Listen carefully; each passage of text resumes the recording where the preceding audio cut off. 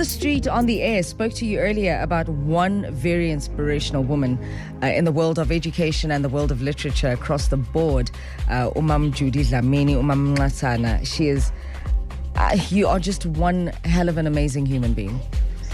Truly speaking, you are one hell of an amazing force, and how gracious you are, how well-read, well-versed you are, how so highly respectful of just human life you are.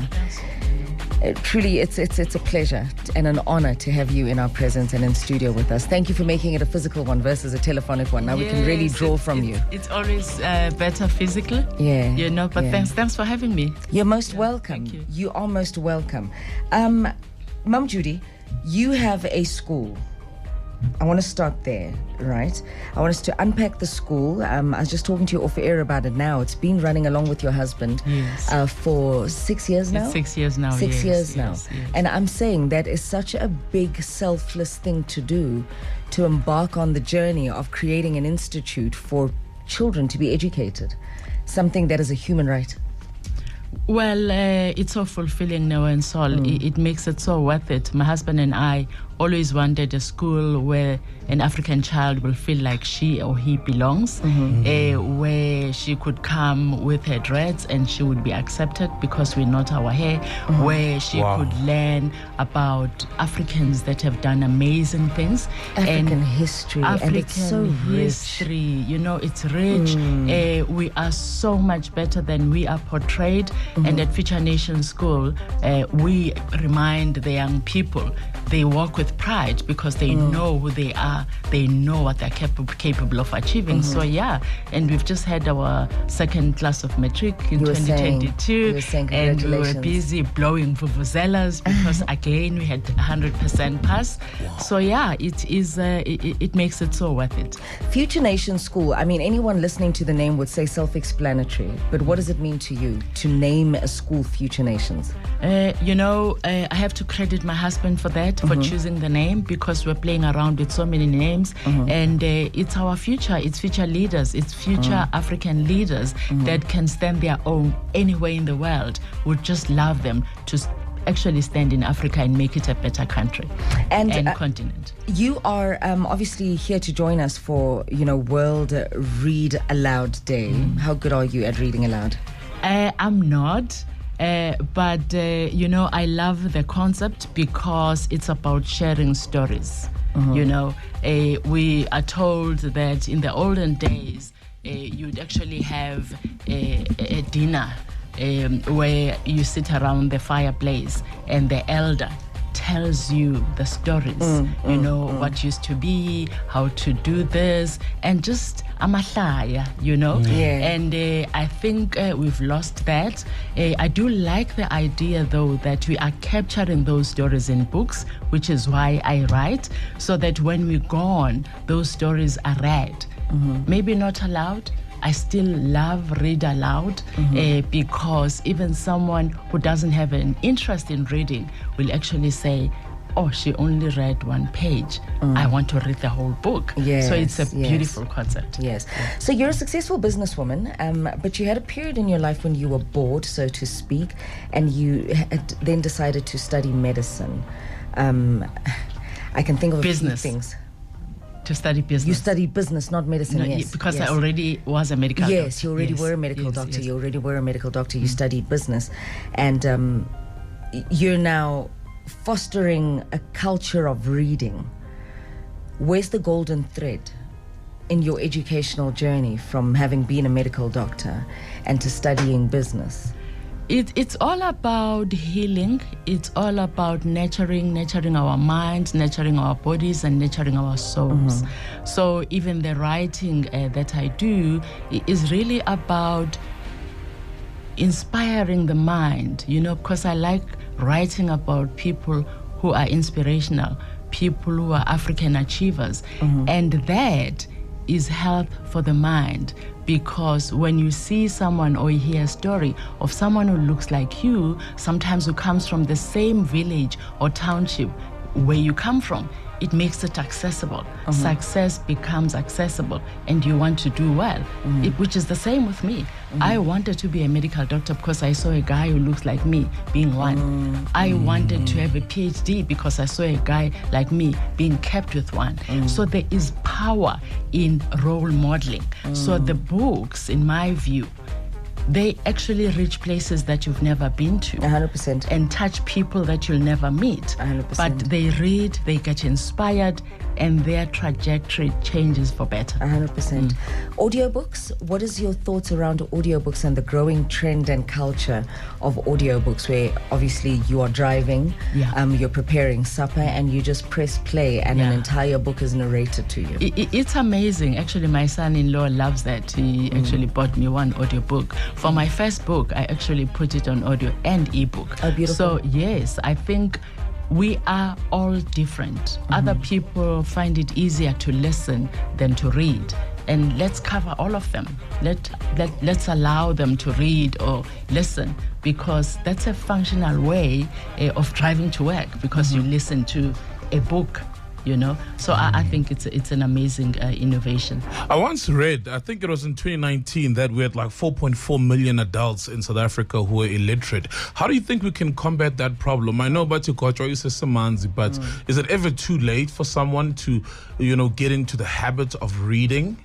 It is never too late to do anything. My husband and I studied to be teachers 2020, 2021. And we are now qualified teachers. It's never too late to do anything. As a kid, my mother used to teach at night domestic workers. What do you call it? Night school. Night school, yes. And it was so amazing. I would have been around 8, and sometimes I would go with her. It was so amazing to find a 50-year-old, a 60-year-old being able to write her name for the first time. Imagine. Being able to add. Now, Danam, sengiyakwazi ukubala ushintsho because I can add. I can actually read the destination of a bus instead of asking the next person, iyaphi mntanamile. So it's so empowering. It's empowering. That's the word. That's the word. It is so empowering. Ma'am Judy, you brought a book. Yes. Is this your very own? Yes, actually with the amazing Dr. Kopano Mabaso, we wrote this. And this guy, may his soul rest in power. He was amazing. Yes, he passed away in July 2018. Oh, good Lord. And if I have a chance, I would love to read just one paragraph. Professor Bongani Mayoshi. I met him and the wife, Professor Nonhlanhla Khumalo, in 1983. I was in 4th year medical school and they were just coming. And their story is amazing. They sat next to each other. In the first week of medical school, we used to have orientation week, and they never separated till he passed away. So, we stand on the shoulders of giants, and this guy was a giant. And I'd love to read just a little bit about what people say about him. Please, you may. Bongani was not only a kind man, but also a great strategist. With an iron fist in a velvet glove, he set up structural opportunities to ensure the systemic changes he was making to the continental health landscape would continue long after he was gone, from reviving the Pan-African Society of Cardiology and through it creating a network of African researchers to transforming the landscape of health research in South Africa through the Hamilton Nyaki and National Health Scholars Program, renamed the Bongani Mayoshi National Health Scholars Program after his passing. Jongilizwe, one who takes care of the world, lived up to his prophetic name. Of course, he was not a perfect man. Bongani tried to find clever ways of avoiding chores and manual labor from a young age and was vulnerable to overwork, if not reined in by his wife. But he was also an all-rounder, exemplary human being who lived a life of remarkable service, using his extraordinary talent for the benefit of others. He was amazing, an African legend of our time. It sounds like it. I'd like to take a look at that, please. I'd like to take a look at that. And while we still have you here, and I'm taking a look at the book, on the line we've got Duminyembe, who is a parent of one of your students at Future Nations. Dumi, you may put the headphones on. Dumi, Manyembe, good morning. Morning, also Mutona. How's you? Good thing. Oh, okay. So. Renzelen met Judy Mo, waiting met Dlamini. I mean, the work that they do, it's just absolutely incredible. So your child is a learner at Future Nations. What can you tell us on your experience? God, the improvement in her self-confidence, the way how she sees herself, the pride in herself and who she is, the fact that she doesn't have to prove her worth, but just accept, excel, and just be herself. And it's all because of what the school has taught her. The school has allowed her to take pride in who she is and just be herself. As a result, I've seen so much growth in her. Sure. My child is a reserved child, but she wouldn't say that now. After multiple struggles trying to find a school, she went for practitioners and whatnot, the struggle with placing a child for grade 8. We went through that whole struggle and went through the whole a region of Joburg, South, North, did all the tests and whatnot. She finally approached me and told me about FNS. One of her friends was attending there. She told me about how the school is strict, but the performance is very high. They focus on performance. And so when I started noticing that it might be a possibility, it might be an alternative to all the schools I was looking at, my husband and I decided to go to the area to see the school. And one of the things that struck me was how proud the community was. We were met by 2 men, Punch. And they told us about how proud they are of the school and how they've taken their kids out of Roodepoort, the schools in Roodepoort, and the kids will not have to deal with racism. They won't be subjected to prejudice, but just focus on academics and be themselves and just grow. This is what is so needed. That did it for me. This is what being in an environment, being in an area that is close to Soweto, close to the main roads. It's actually very close to Main Reef. So whether your child is coming from Protea, Bramfisher, Soweto, Roodepoort, or the Bosmont areas, the school can accommodate them. And they're focused on excellence, academic excellence. It's amazing. It's comparable to all the great the Model C schools. So you definitely, thank you. I am so grateful to the Masana family for establishing the school.